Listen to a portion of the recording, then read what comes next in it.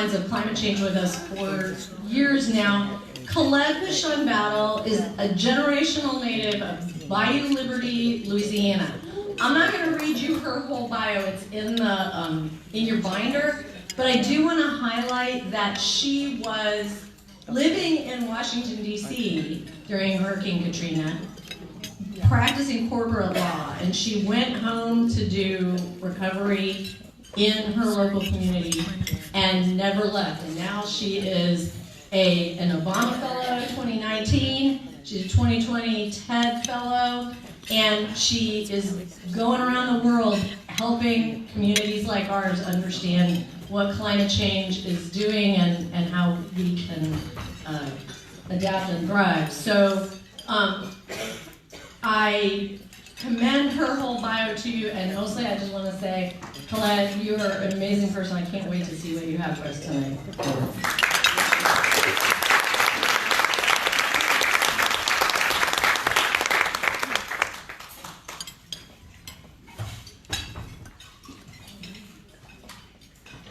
Well, good evening, everybody. I am so grateful to be here tonight for many reasons. But before I go into my rant, that's what I have been known to do from time to time. I just want to say peace to the Tonkawa people. Those are the original peoples of the land on which we gather. It's important to acknowledge that we are on stolen land. We are on land that has not ever been ceded, and it's important to at least acknowledge that we gather on other people's land. So peace to the Tonkawa people. I also want to say a sincere thank you to Bee, to Texas Impact. Bee and I know each other from some national climate work, and I believe when we first met each other, we might have screamed, because there were two Southerners in the room. The national rooms are void of Southerners, and so just finding another person with whom I didn't have to hide my accent, for whom I didn't have to change myself was nice, and I thank Bee for this invitation and for taking good care of me coming here. I also just want to thank anyone who's here from the Arlington, Dallas-Fort Worth area. Is there anyone here from that area? Just so you know, people from my community in Bayou Liberty have been displaced there for almost 15 years now. And your community has taken good care of my family. Every time I go, I like Arlington a little bit more. And I just want to offer a sincere note of thanks and grace just for being the kind of community that people who were displaced from Katrina could go into and start a new life. I'm going to offer some slides, but mostly I'm going to just give you my heart. I speak in front of a lot of folks, but I rarely get to speak in a room of Southerners. And I even less rarely get to speak to Christian folk. So I'm feeling real good today. I'm just gonna say Jesus. Sometimes when I do that in New York and stuff, they get very nervous. I do it anyway, but they all get very nervous. So I have some. Let's see how this is gonna work. Maybe it will, maybe it won't. Maybe I'll just say next slide. Can I get someone to help me on the computer? Sorry. Oh yeah, it's not. But someone can just. Oh, you can just do it. I mean, yeah. Well, unless you can get it to work. Okay. Okay. Thank you. Yep. So we can go to the next slide. So I'm the executive director of the Gulf Coast Center for Law and Policy. We are a public interest law firm and justice center that got started after Hurricane Katrina. Someone asked me at my dinner table, did I go to law school? Yes, I did. Please still talk to me after this. Not all lawyers are bad. Some of them are quite funny and good. Just give me a shot. Give me a shot. And I was practicing corporate law when Katrina hit, and only when I went home during recovery did I discover that the institution, the system that I swore an oath to uphold was in fact broken and discriminating against the people that I love the most in a time when we needed the system to work the most. So we work the Gulf South, is what we call it, Texas to Florida. Texas, Louisiana, Mississippi, Alabama, and Florida. We work the entirety of those states and work specifically with communities of color on the front line of climate change. I'll tell you a little bit more about that and why that is as we go along. Next slide. So I'm going to give you 10 terms that are going to change your life. Maybe they won't change your life tonight, but they'll change your life eventually. And I just want to offer them to you both as a preparation of sorts. Sometimes when I talk to folks, and I'm real honest, sometimes the information is received, it can hit you. It can hit you. The truth is like that sometimes. I'm sure some of you know that. But I also want you to try to take in some of these terms and see what of this presentation you can remember. So the first term is God's green earth. I just knew that one would be all right. So that's good.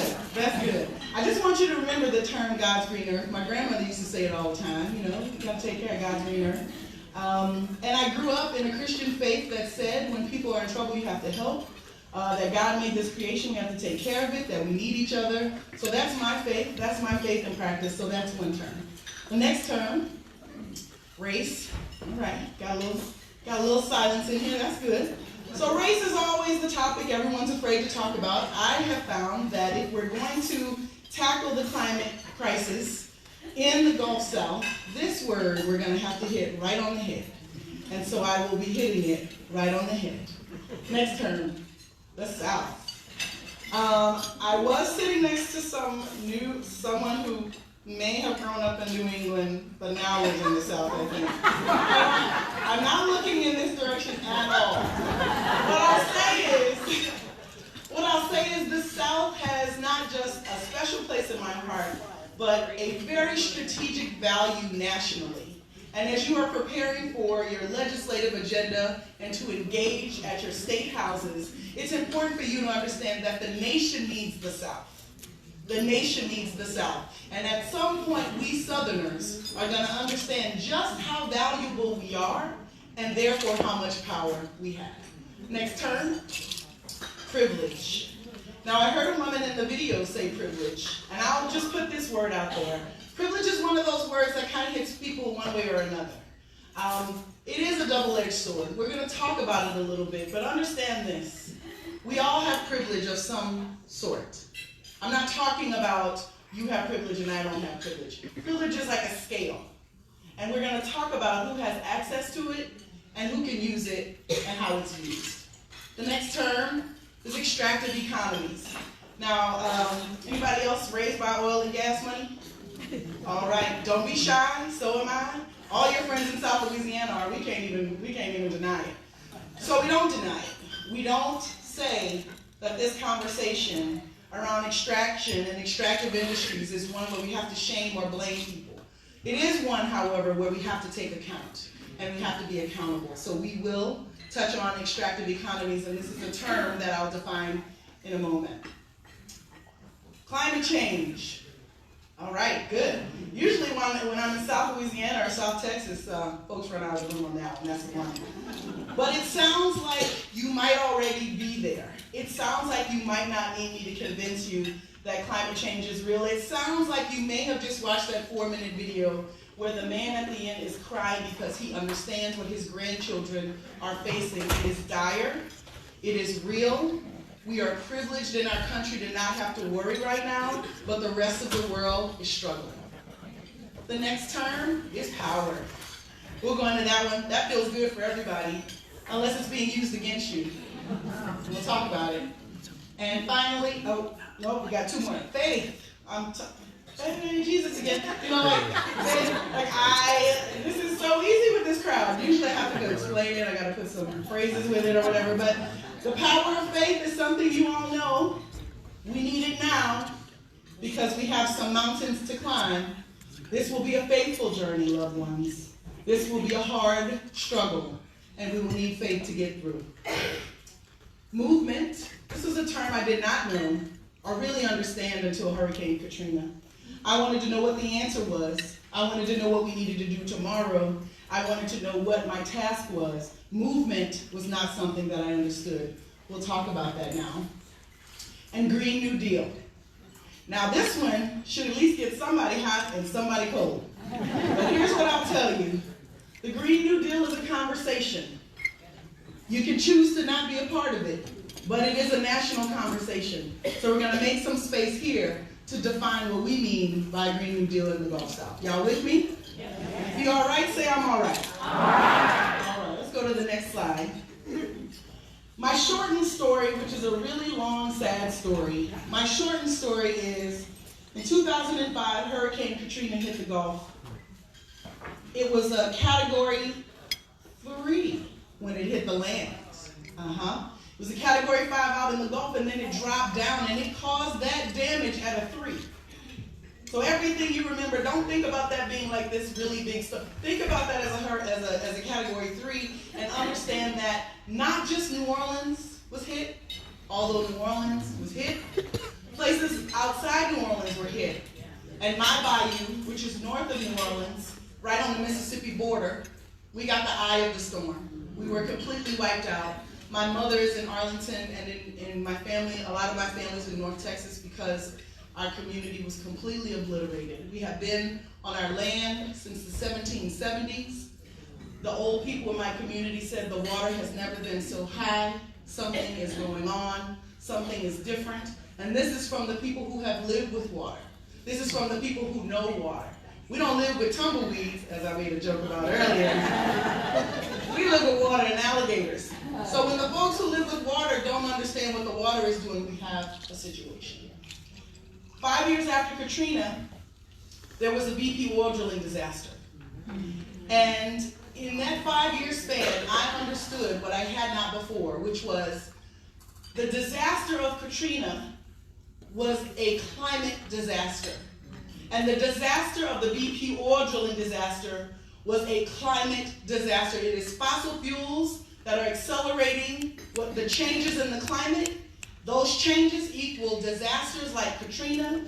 I learned that lesson backwards, but I learned it and I've never, ever forgotten it. It's what I want to share with you today. Next slide. So I saw discrepancies. As a lawyer, I know that, just let's read the law, let's follow the rules, and we'll all work out, right?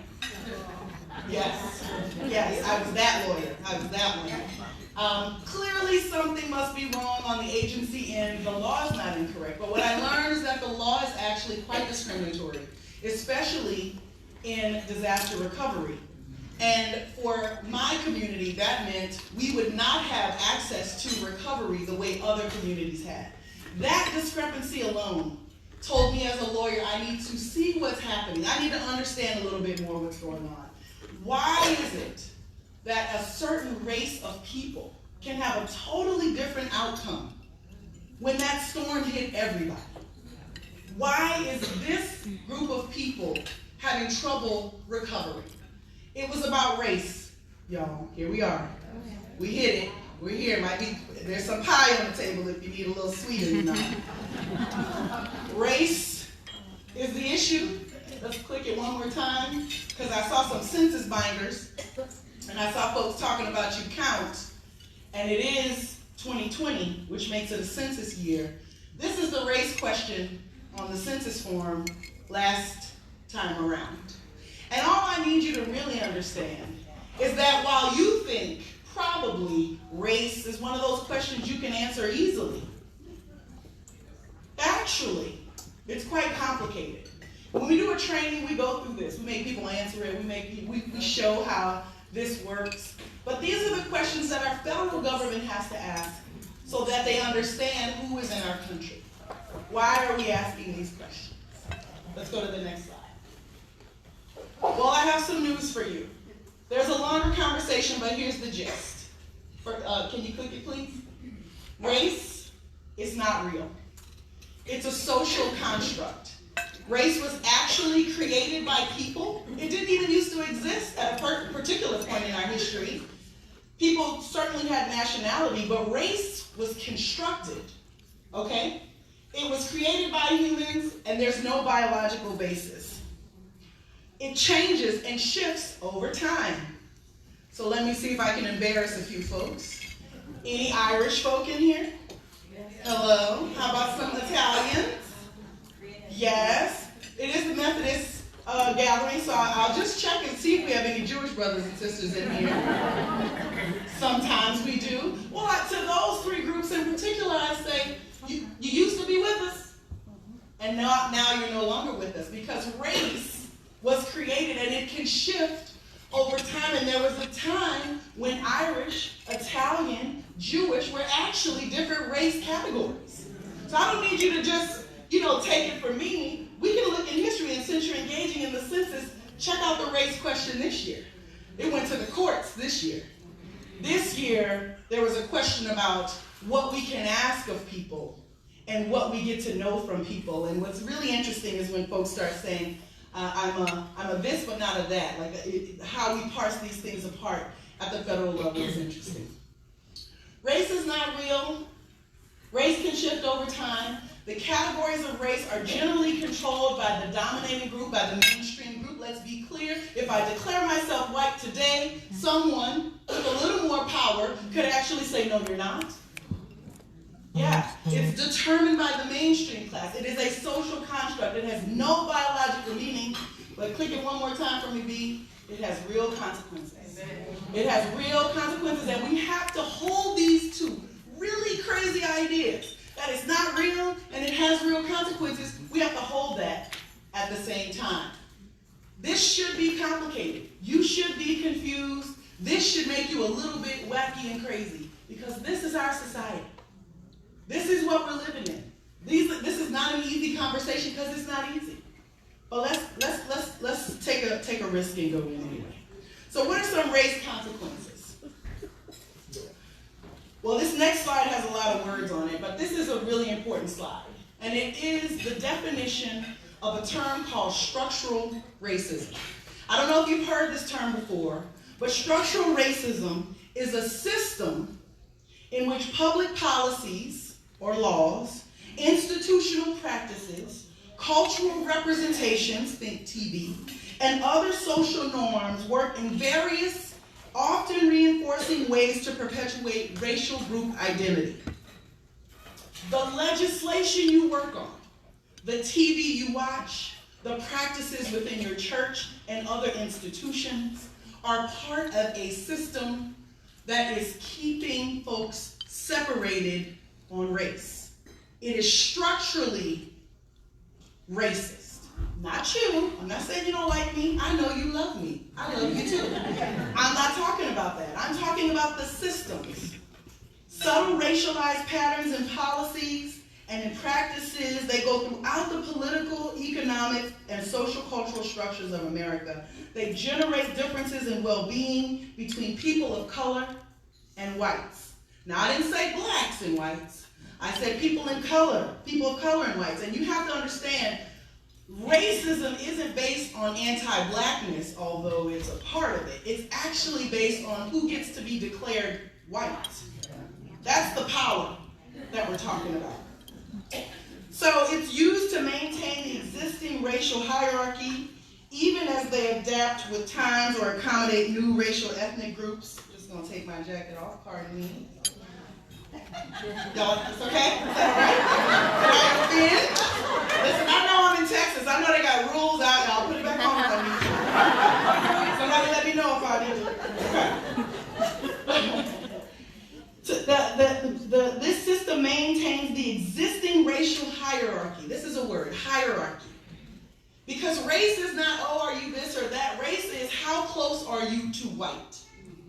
Because the closer you are to white, the more access to power you have. So if you think about it as a spectrum, then you have to understand the top of the spectrum is white, the bottom is what? It's gotta be. We're just working on colors here. I'm just working on colors. It has to be the bottom, if this is the top. So everything in the middle has a little bit more or a little bit less access to power that comes with whiteness.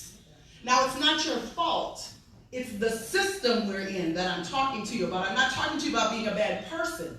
I'm talking to you about if you, like me, have an oath to uphold a system and you don't pay attention to what that system does to particular people, then you are, in fact, upholding a system. Amen. So we all have to work to shift this system. That's all we're doing. if y'all like me after 4 more slides. Let's go. All right. Next slide, please. So there are consequences. Structural racism is a consequence.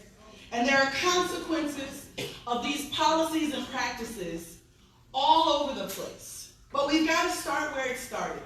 This is a picture, a map, a drawing of the nations that existed here before colonization.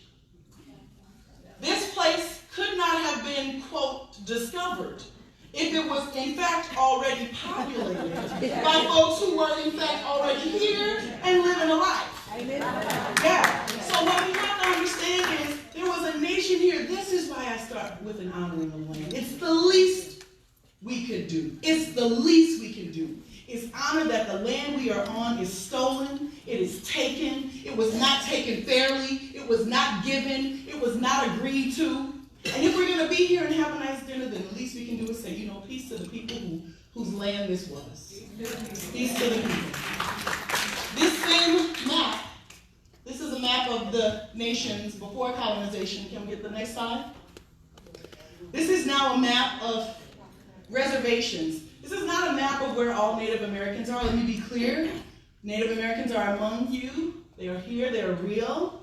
But this is a map of the reservations. This is the territory they now control based on that other map. So remember these two maps and remember what power looks like and how power plays out on people and land. It's important to the climate change conversation because if you're going to fight for climate change, you have to fight for indigenous sovereignty.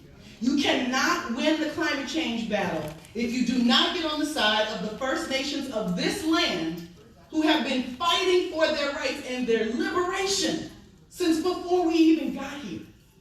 It's important to understand this is not about reducing emissions or just about reducing emissions. This fight is about a much deeper conversation. Let's go to the next slide. There's another race consequence. There's a consequence to planning. I was asked a question at dinner. Do you work with folks who are building in disaster zones? Yeah, I do. Planning and zoning. In fact, I said, why did my house flood? Why did our neighborhood flood when it hadn't flooded? And it hadn't flooded ever. It floods, but not like it did. And what happened? Well, it turns out the buildings, some mansions as it turns out, took out some wetlands that used to drink up the water. So just building those mansions 7 miles down the road made my neighborhood flood. Now, this is when I understand planning and zoning. I didn't know urban development planning. I didn't know that stuff. And then I said, well, how does it work? Interestingly, in Katrina, folks got money to rebuild their house.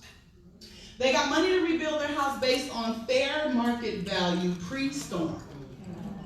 If you lived in New Orleans East, for example, and you had a 2,000 square foot house, you got one price because your house was worth a certain amount. If you lived in Lakeview, which is a mostly white subdivision, same size house, you got a higher check.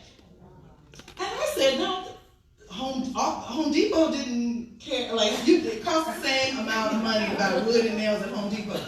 Same amount. Why didn't they get the same check? Why didn't they get the same check? Because we have a history in this country called redlining. We have a history in this country that says if you are in a white neighborhood, your house is worth more money. And if you live in a black neighborhood, your house is worth less money. You can have the same square footage. And let me tell you, disaster does not care what color you are. Everybody's house was flooded. Everybody's house was flooded. Why can't you get the same check? Because race consequences are still seen today. And your house in a black neighborhood will not get the same amount as your house in a white neighborhood, and that's not fair because there are black people right now in South Louisiana whose house is unfinished for 15 years because they didn't get enough money.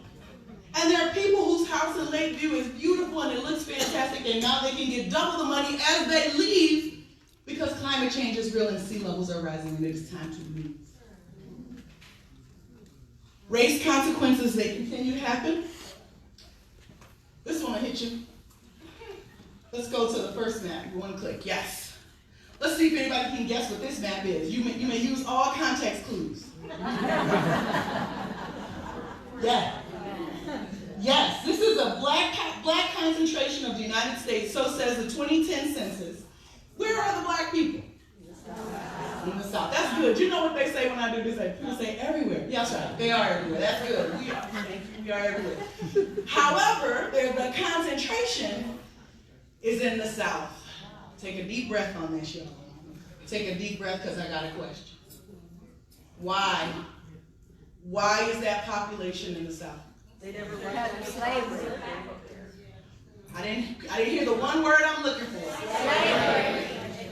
We gotta have enough courage to remember slavery. We have to have enough courage to take this into consideration. Folks don't live where they live because they decided to come across an ocean and live in the spot. That is not what happened. That is not our history. We don't need to act like it is our history. I'm not mad about it, but it's not true that you think I can just choose where I am. I am from where I'm from because my people were put there. They were kidnapped, and they were put there, and they were forced to be there, and so we're there. And so when Katrina hits and somebody says, why don't you just move? Because that's what they say, I have to swallow a little bit. I have to pray just a little bit. And I have to say, this is my home now. I'm going to fight for it. But let's be clear. We are dealing not with Katrina. We are dealing with history. This is not recovering from a storm, y'all. This is recovering from generations of history. I will do that for the rest of my life, but it is unfair. It is an unfair duty that I have to take on. Click one more time. Let's see if you can see any irony here. Also, 2010 census data.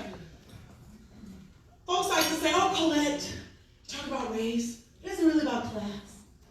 And let me just tell you, all your black friends want to tell you, I'm telling you, no, it's not about class. Okay? In this country, if you are born black, they can predict your income, your lifespan, your education level, the percentage that you're going to run in with the cops just by being black. That's even before you know I'm a girl. You don't even know I'm going to be cute. You don't know I like volleyball. You don't really know anything about me. Just by being black, you can predict my income, my health, my education. And when one of us makes it out, Oprah. Look at Oprah. Look at Oprah. Can't everybody be Oprah? No, one made it away. But the system says most of us don't get to make it there. Okay? I do want to be Oprah one day. This list on the side is a list of highest percentages of people living below the poverty level in the United States. Let me read them off to you and look at the map while I'm reading you this list. Mississippi, Arkansas, Kentucky, Alabama, Texas, Louisiana, Tennessee, South Carolina, Georgia. These are 8 of the 10 states or more that have the highest poverty rates. This is your proof. This is your proof. This is not about class. This is about race. This is our original sin. We have to deal with it. I'm not mad at you. Don't be mad at me. This is what it looks like. But there are 2 states in here that should catch your attention as well. West Virginia. Anybody knows who lives in West Virginia? Depletion. Some would say coal miners, Appalachia. This is a group of white immigrants who were put to work to build really a lot of the wealth of the industrialized part of this nation, right? And so you have to understand, race is so sinister. Race is so sinister. It doesn't just hurt who it targets, friends. It's one of those things that splats all over you. It'll hit who it's going for, but it'll hit somebody else too. And don't think it won't. Don't think you're safe because you're not me. Let me tell you what Katrina taught me. Everybody's in for it. Everybody's in for it. That means everybody's got to work together to take this down. There's one other state I have to mention. New Mexico. the Native American and indigenous folks relegated to a lot of reservations in this area. You've got to understand the indigenous people of this land are fighting a fight that predates any fight you're going to work on this legislative term. Get with them. It's time for us to stand with them. It's time for us to advance their sovereignty as we advance clean energy and all kinds of other wonderful things in our community.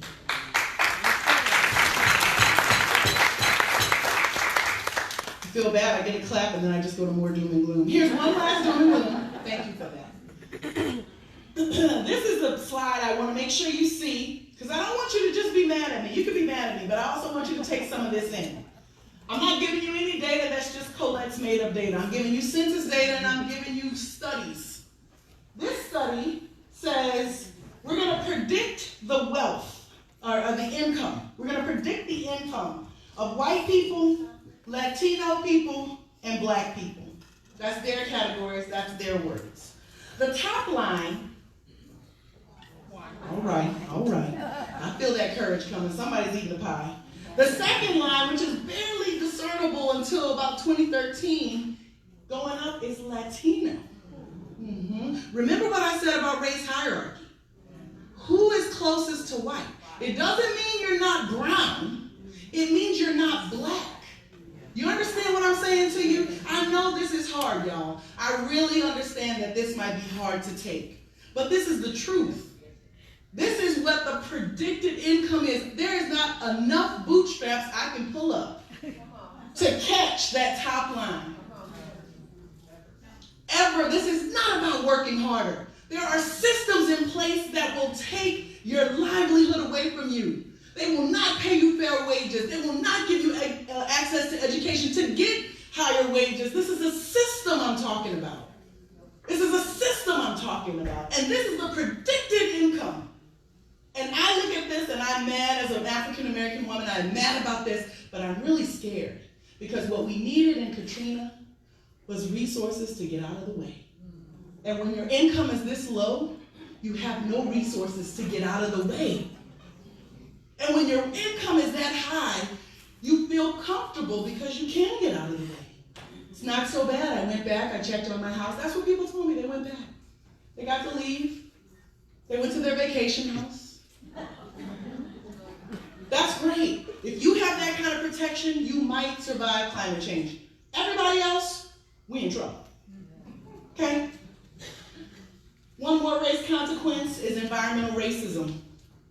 Now this term was a term that was created in the 60s, and then it got shifted to environmental justice. Anybody heard of environmental justice? Folks talk about environmental justice communities. I don't know why they switched it from environmental racism. I heard it was a deal, there was a truce or whatever. But it is racism. It is structures that allow toxic plants to be positioned 80% of the time near black people. And 100% of the time by poor people.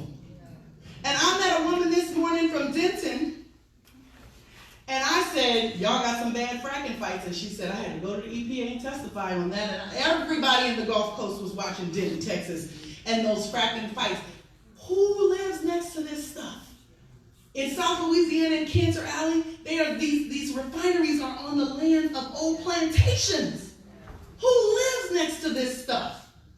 If you don't know what I'm talking about, it's because you don't live next to it. But there are a lot of black and brown people who live right next to this stuff. They can't breathe. They cannot drink their water. They can't even eat. Somebody told me they had greens in their garden. People can't even grow their own food. The soil is toxic. And 80% of the people who experience this are black. This is racism. This is what it looks like.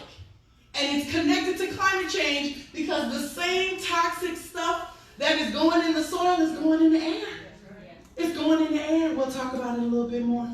Let's see. I see him sipping, B. I'm going to get through it. Let's go to climate change. Let's go to climate change. A poison to the environment, a poison to the land is a poison to the people. We are now talking about what is poisoning our atmosphere. When we talk about climate change, We are not just talking about marches and artwork and speeches. We are talking about a catastrophic happening. It's happening. Katrina was a warning shot. Anybody paying attention to Australia? Anybody saw what happened in the Amazon? This is not just a campfire gone astray. These are conditions that are so dry that if a fire happens, it keeps going. These are conditions so bad that when a flood happens, the water keeps coming. I'm not talking to you about the thing you think you know. I am telling you, those of us who were in Madrid, those of us who work on climate change, there is stuff coming and you are not ready. Katrina is the least of it. In fact, let that lesson not go unlearned because more is coming. More is coming. What is climate change? Anybody know what it is? What is it? How are we going to talk to our legislators about climate change? Here's what I know. And I don't know much. But I got an opinion. Here's what I know. We are putting greenhouse gases into the air. Those greenhouse gases are accelerating the warming temperatures. And like a blanket on a runner in a marathon, it's getting hot. It's getting hot. Our planet is getting hot. Now, getting hot doesn't mean there's no cold. Like some people say. I was watching my president today. He talked about it's getting too cold, so we weren't worried about climate change. No, that's the weather. That's not the climate. The climate is long term. The weather is today. Nice weather today. Beautiful day today. The climate is, it's a little warm for January.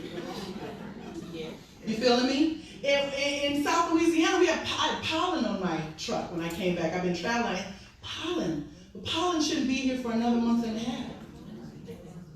People, the women in my neighborhood, they love their flowers, honey. You can't tell them they're not the best around. The flowers are blooming 2 or 3 months early. They got insects coming that they've never seen before. You don't want to say climate change? Don't say climate change. Just talk about the flowers blooming 2 months early. Just talk about the pollen coming 2 months early. Just talk about the strange creatures that all your life you have never seen, because that is an effect of global warming. It's happening. By the way, those little creatures, some of them fly. And some of them carry Zika, West Nile. After Katrina, we had an outbreak of West Nile.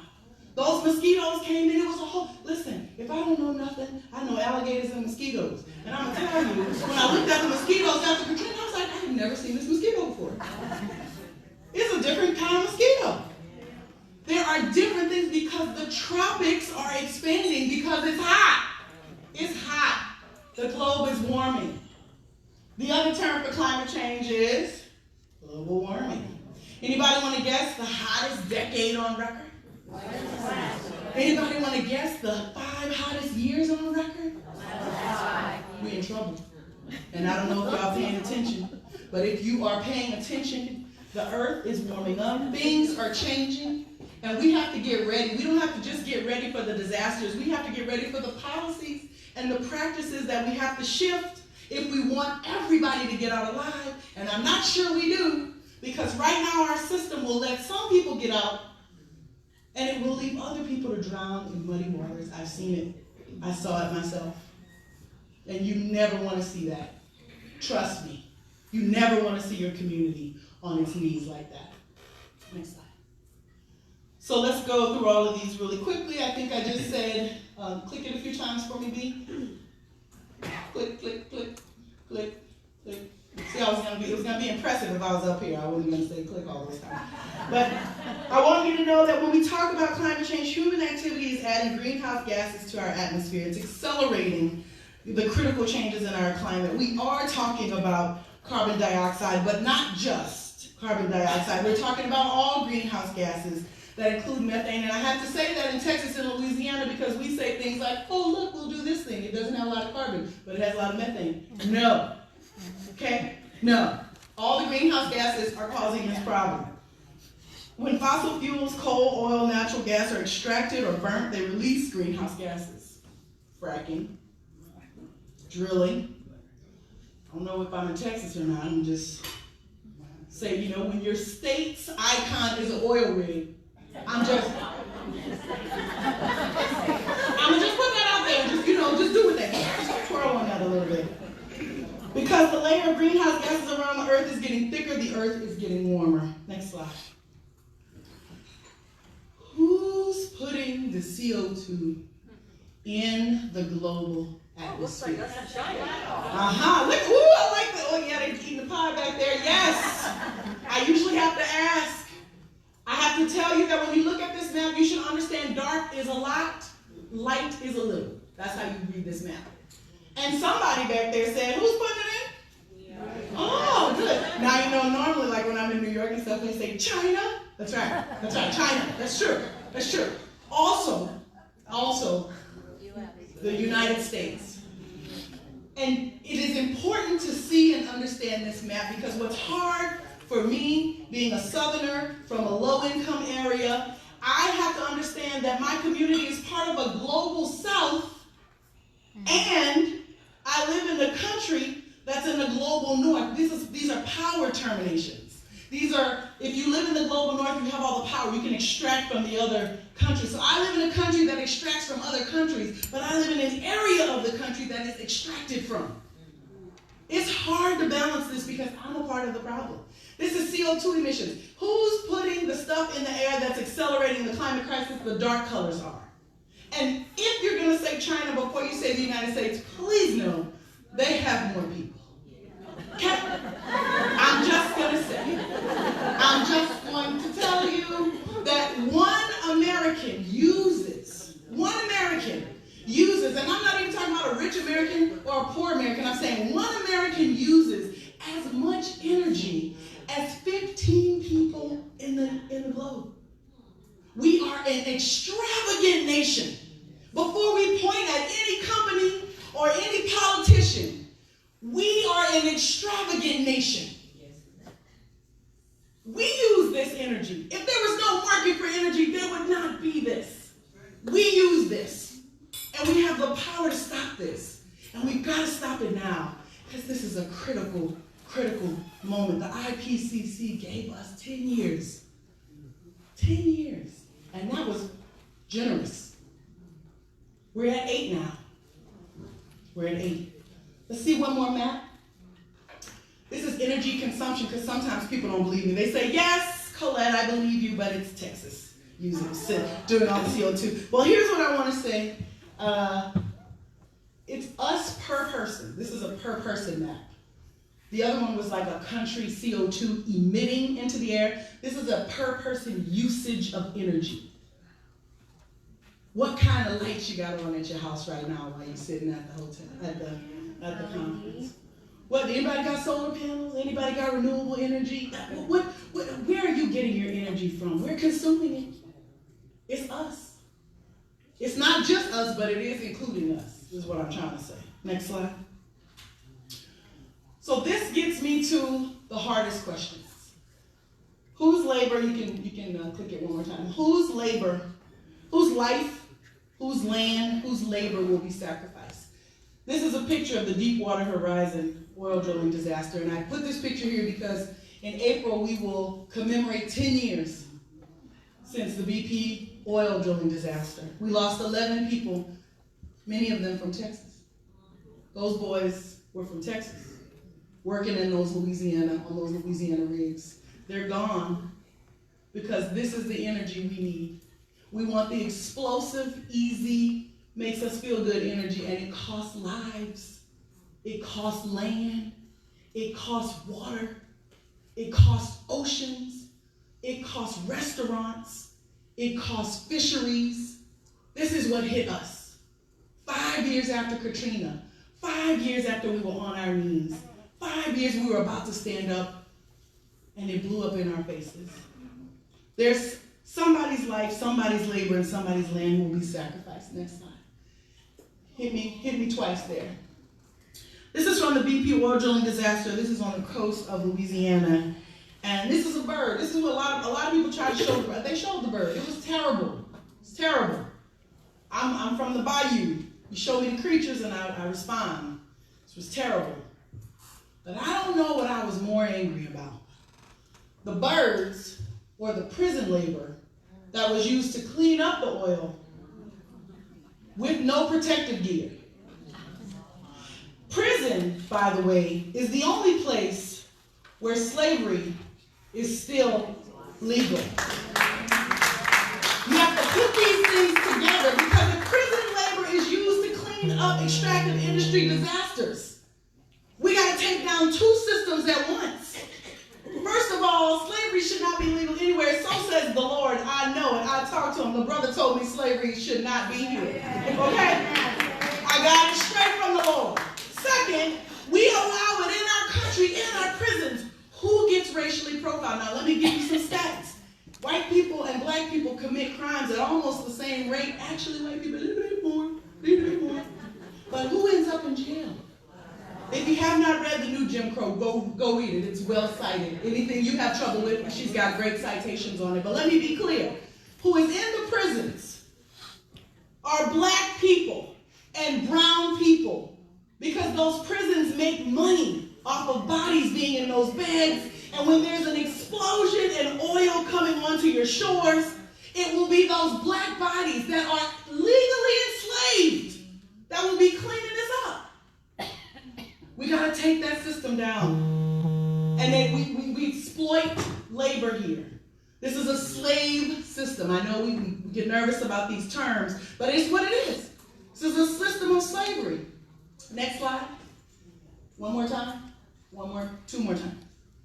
But exploited labor is not just at the BP oil drilling disaster. There are people who picked your lettuce and your tomatoes today. The Immokalee workers in Florida are fighting for you to stand with them. They're picking tomatoes and they're spraying them with pesticides. You know why those hands are glowing? Those are pesticides. That's what's on your food. That's what's at the grocery store. They have fertilizer and pesticides that glow in the infrared. I mean, you ought to be concerned about what you eat. But you could at least be concerned about what they're spraying on people. And by the way, all of these pesticides and fertilizers are products of the petrochemical industry. Let's be clear. These things are connected. It's important for us to make the connection. Exploited labor did not just start with your tomatoes. One more time for me, B. It started a long time ago. Our country is built on exploited labor. And it's important that we acknowledge this, because when people are fighting for collective bargaining rights and people are fighting for safety conditions on their jobs, these are something that every worker should have. The people who did not have the right to collectively bargain, the people who did not have the right to ask for safety on their jobs, were enslaved by a system. We ought to be, if we are going to win the climate change fight, we've got to stand with labor. We've got to stand with people who want to build and assert labor unions. I don't need to be a part of their negotiations. They can speak for themselves about what they need, but that they can't even collectivize? They can't even come together? We live, you and me, Texas and Louisiana, and go across the South, right where you saw that black concentration. We live in at-will states that do not allow collective bargaining. This is part of a slave economy. I'm not blaming you. I'm telling you there's a system we have to knock down, and we have to knock it down together. And I'm going to hit you one more time, and I love you. I love you. This did not start yesterday. The philosophy of extraction started at the beginning of this country. We extracted people from the continent of Africa, exploited that labor, and built the wealth of Europe and the United States, and then have the nerve to tell people they are not working hard enough to get themselves out of poverty. That's disrespectful. That's disrespectful. This is a philosophy that has all of us where we are today. I love you, but you are not in your position because you worked really hard. I love you. You are where you are because the system allows you to be there. The picture at the bottom is the prison system. And again, the prison system makes money off of bodies. And I mean to juxtapose these because the prison system is overwhelmingly African American, and the slave trade was too, but let's be clear, there were other people who were enslaved, and there are other people who are in those jails, and we got to fight for all of them. This is not a time to split hairs. This is a time to move. Thank you, B. Hit it 6 more times. Okay, good. Extractive industries. The U.S. economic system incentivizes unlimited use and unlimited growth to produce unlimited profits. Extractive industries yield the world's highest profit and release megatons of greenhouse gases to produce small amounts of fossil fuel-based energy. Greenhouse emissions are trapped and create a greenhouse effect that alters the Earth's atmosphere and oceans, which produces climate-based disasters. Anybody know who the biggest company is in the world? Lord, Exxon. Thank you. Thank you, Texas. Should have known y'all were going to get it. Exxon. Anybody following the Exxon case? What's the question in the Exxon case? Did they know? Did they know that climate change was going to happen? 30, 40 years ago. This is, as a lawyer, the lawyers are salivating. Let me just wipe mine. This is like tobacco. Did they know? Yes, they knew. Look at these companies. They made the best scientists around. They knew. They got papers saying they knew. And instead of telling you, and all of you with grandchildren, you ought to be mad about this. Instead of telling you what was going to face your grandchildren, they put billions of dollars into this thing called climate denial.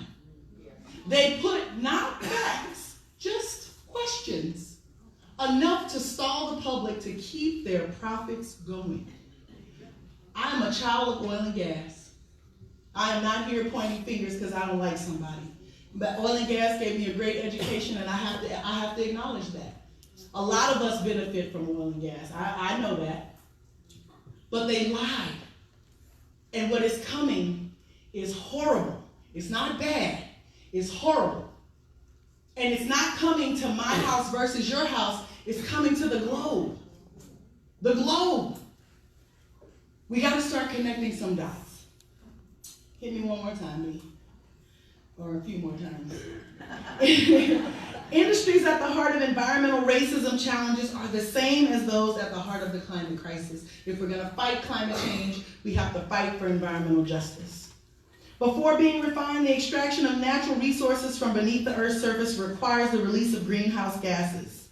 Excessive amounts of greenhouse gases in the air cause changes in the Earth's atmosphere, and changes in the Earth's atmosphere is what we see in those fragile weather events.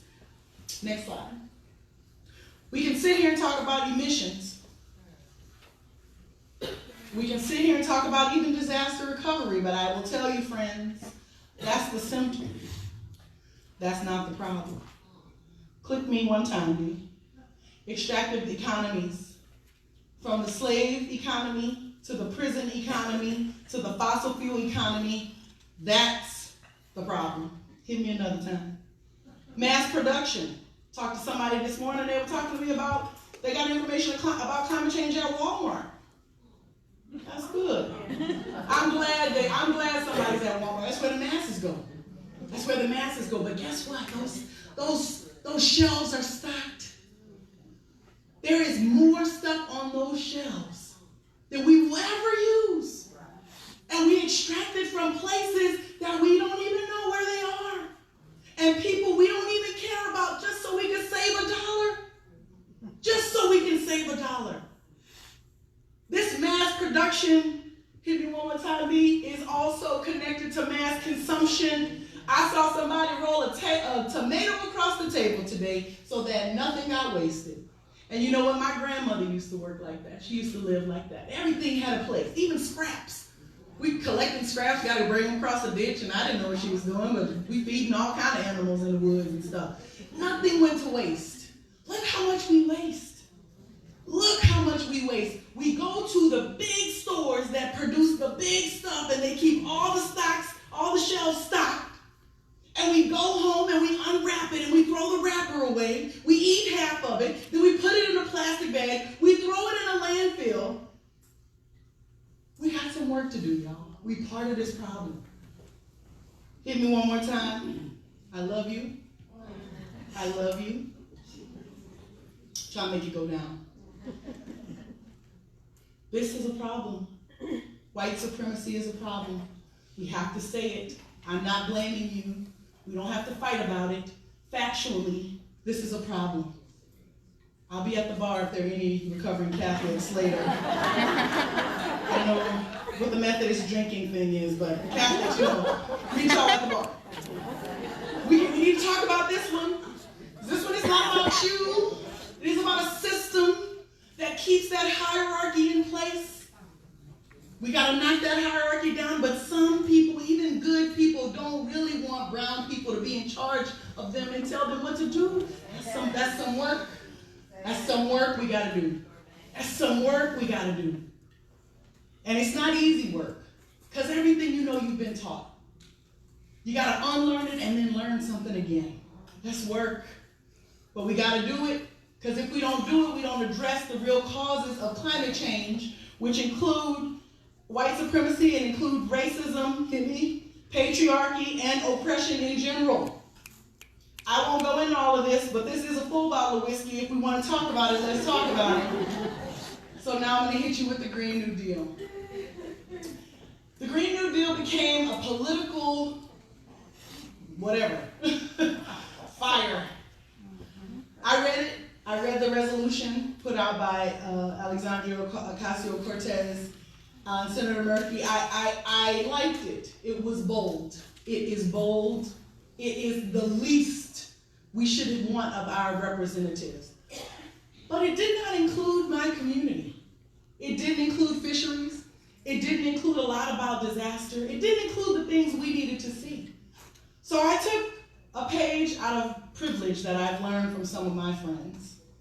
And we took the privilege of defining it for ourselves. This is a national conversation, whether you want to be a part of it or not. And it says, we must address the climate crisis by making millions of jobs and centering justice and equity. That's what the vision of the Green New Deal is. All the details are, glitter, like nothing exists yet.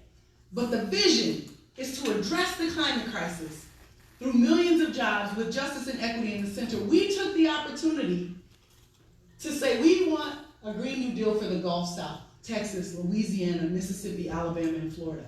And we want to define what it means. We went through a 6-month process of people from 5 states, and we said, what do you want to say a Green New Deal is? We now have a platform that the community uses to build its own legislation, to build its own laws and regulations, not because we believe what somebody gave us, but because we defined it for ourselves. And that's what I want to leave you with today. If you don't do anything, we've got to start attacking these problems the way you see a definition for yourselves, the way you see a way for yourselves. We don't have to accept anything, not even what our national government says, that climate change is a hoax and that we don't have to worry about. You can actually choose to reject that if you want to. And if you choose to reject that and you choose to work on this, I want to offer, hit me one time, B. I want to offer a choice. You can either support the oppression that has to exist for this system to be in place, or you can confront it. And for those of you who are not clear where you want to be, in the middle, hit me one time, B. Desmond Tutu says, if you are neutral in situations of injustice, you have chosen the side of the oppressor. And I want you to know, climate crisis does not allow any of us to be neutral anymore. You don't have to like me. You don't even have to believe me. You can believe Greta, or you can believe the other guy who was talking about his grandchildren. Whoever you need to believe, it's time for you to believe that we are in trouble. We need action. We need the Methodist women in the Texas state houses making sure that we're passing laws that allow for renewable energy, that allow for people to build their houses where they want to build them, that allow for things to happen the way our grandmothers taught us they should happen. That's what we need y'all fighting for. And by the way, you have to stand with the indigenous nations. You've got to stand with labor. You've got to stand with the environmental justice communities, because if you don't, nothing that we work for is going to work. We got to take the whole system down.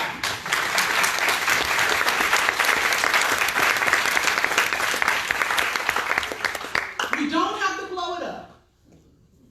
That's what I know as a Southern woman. We can look cute. That's what I know from hanging out in Dallas when I was little. You can look cute and fight at the same time. They do it in Dallas all the time. Hair can be cute, makeup can be tight, and we can be fighting for our communities. We can love the Lord and fight for other people at the same time. We can be Christians and be climate advocates at the same time. It's time, y'all. What is coming is not good. It's tough. And if you don't think you're going to be here to see it, your grandbabies will be. There are women literally not having children right now because they have seen the statistics. I sit with NASA scientists who cry in the meetings because they see the data. You don't know the data because billions of dollars have been put into you not knowing the data. Whole campaigns have been, millions of dollars have been put behind whole campaigns so you will question what I'm saying. But I will say it here, and I will say it a million more times. We got to do this, we got to do it together, and we got to win. Thank you.